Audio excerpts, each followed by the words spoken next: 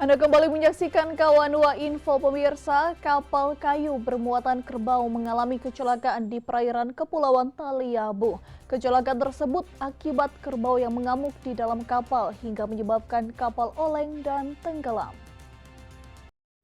Video amatir warga memperlihatkan sebuah bangkai kapal kayu beserta sejumlah kerbau yang mati tampak hanyut di tengah laut.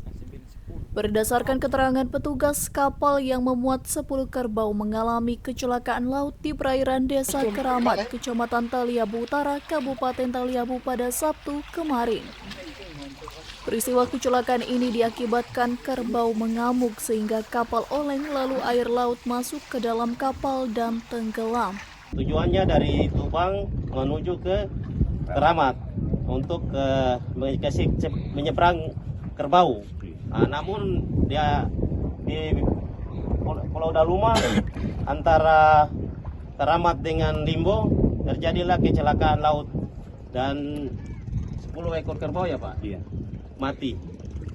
Namun bangkai kapal sementara diamankan di Desa Keramat. Sementara itu, 2 nahkoda selamat dalam peristiwa ini, sedangkan bangkai kapal dan kerbau kini telah dievakuasi petugas dibantu warga sekitar. Tim Liputan Kawanua TV.